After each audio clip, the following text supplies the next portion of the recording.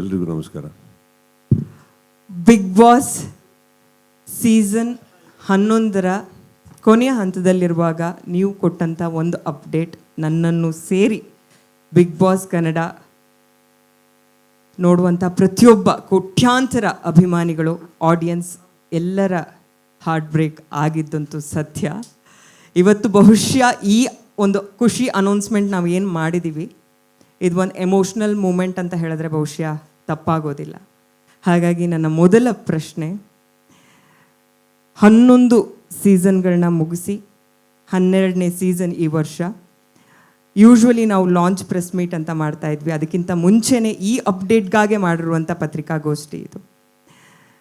ಆ ಥರದ್ದು ಒಂದು ಅಪ್ಡೇಟ್ ಕೊಟ್ಟ ಮೇಲೆ ಈ ಖುಷಿ ಅಪ್ಡೇಟ್ ನಾವು ಈ ವೇದಿಕೆಯಲ್ಲಿ ಕೊಟ್ಟಿದ್ದೀವಿ. ಅದರ ಬಗ್ಗೆ ನಿಮ್ಮ ಮೊದಲ ಅಭಿಪ್ರಾಯ ಮತ್ತು ಪ್ರತಿಕ್ರಿಯೆ? ಪ್ರತಿಕ್ರಿಯೆ ನಿಮ್ದಿರಬೇಕು, ಅಭಿಪ್ರಾಯ ನಿಮ್ದಿರಬೇಕು. ನಾನು ಬಂದು ಕೂತ್ಕೋತೀನಿ, ನಂದೇನಿದೆ. See, everything is very honestly done. ನಾನು ಅವಾಗ ಮಾಡೋಕ್ಕಾಗಲ್ಲ ಅಂದಿದ್ದು there was honesty to it. ಯಾಕಂದರೆ ಟ್ವೀಟು ಆ್ಯಕ್ಚುಲಿ ಒಂದು 2.5 ಗಂಟೆಗೆ ಹಾಕಿದೆ. ಸೊ ಬಹುಶಃ ಯಾರೂ ತುಂಬ ಸೀರಿಯಸ್ ಆಗಿ ತೊಗೊಂಡಿರಲಿಲ್ಲ, ಅದನ್ನು ಪ್ರಕಾಶು ತೊಗೊಂಡಿರಲಿಲ್ಲ. ಮೋಸ್ಟ್ಲಿ ಅವ್ರು one of the day mostly ನಾನು ಚಕ್ರಿ ಎಲ್ಲ ಕೂತು ಪಾರ್ಟಿ ಮಾಡಿದಾಗ ಹಾಕಿರೋ ಟ್ವೀಟ್ ಅನ್ಕೊಂಬಿಟ್ಟಿದ್ದಾರೆ. ಅದು ಹಾಗಿರಲಿಲ್ಲ. So there was an honesty to it. I think ವಾಪಸ್ ಬಂದಿದ್ದು has got an equal honesty. We'll speak about it as and when the press meet happens. So, I think ಈ AVs ನನಗೇನು ಗೊತ್ತಿಲ್ಲ actually. I just saw it today and that was very overwhelming. And ನಾವು ವಾಪಸ್ ಬರೋದಕ್ಕೆ one of the main prime reasons ಕೂಡ ಪ್ರತಿಯೊಬ್ಬರು ನಮಗೆ ಹೇಳಿದ ರೀತಿ ಇರ್ಬೋದು, ಕರೆದಿದ್ದ ರೀತಿ ಇರ್ಬೋದು, ಬೇಕು ಅಂತ ಹೇಳಿದ ಒಂದು ವಿಧಿ ಇರ್ಬೋದು. So there's a lot of things that happened and yeah, today we are here. And I'm very happy, especially AVs ಎಲ್ಲ ನೋಡಿದಾಗ, ಜನಗಳ ಅಭಿಪ್ರಾಯಗಳನ್ನ ನೋಡಿದಾಗ at least it's very touching. So I think ಅದು ಬಿಟ್ಟಾಕಿ ಅದು ಆ್ಯಕ್ಚುಲಿ ಅಲ್ಲಿ ಬರ್ಬೇಕಾದ್ರೆ ನನಗೆ ಇಲ್ಲೇ ನಾನು ಹಿಂದೆ ಕೂತಾರೋಲ್ಲೇ ತುಂಬ ಹ್ಯಾಪಿನೆಸ್ ಕಾಣಿಸ್ತಾ ಇತ್ತು, ಕೇಳಿಸ್ತಾ ಇತ್ತು ನನಗೆ. So I think I'm quite happy about it.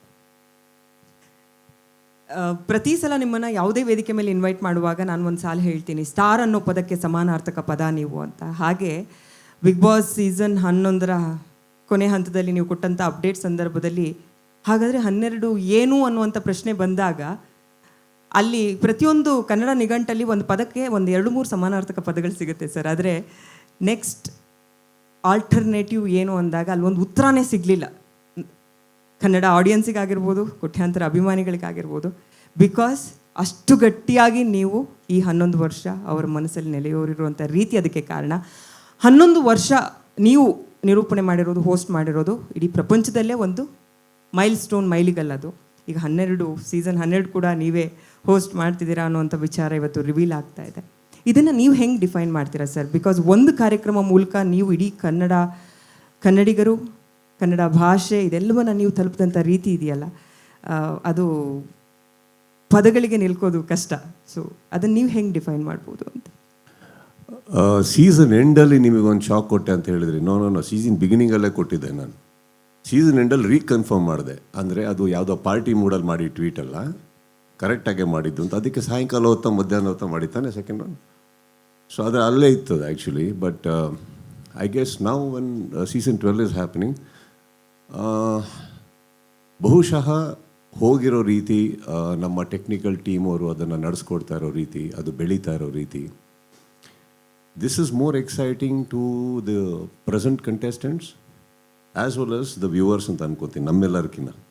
C, we then come back. I think Colors ಆಗಲಿ, ವೈಕಾಮ್, ಎಂಡಮಾಲ್, ನಾವು we then collaborate because it is exciting to us. It is exciting to the audiences.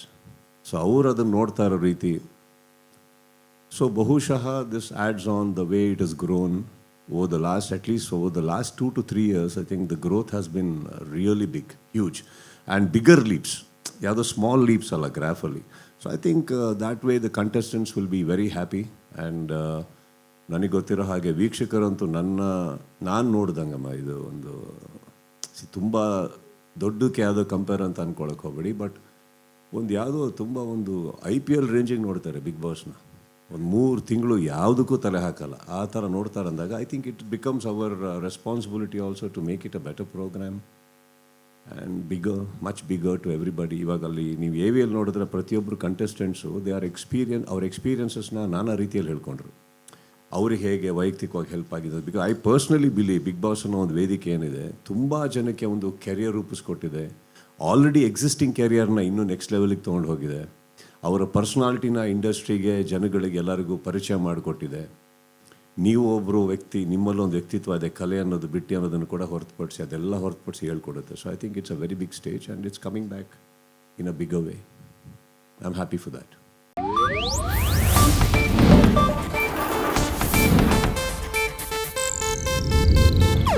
ಇದು Asianet news network ಪ್ರಸ್ತುತಿ.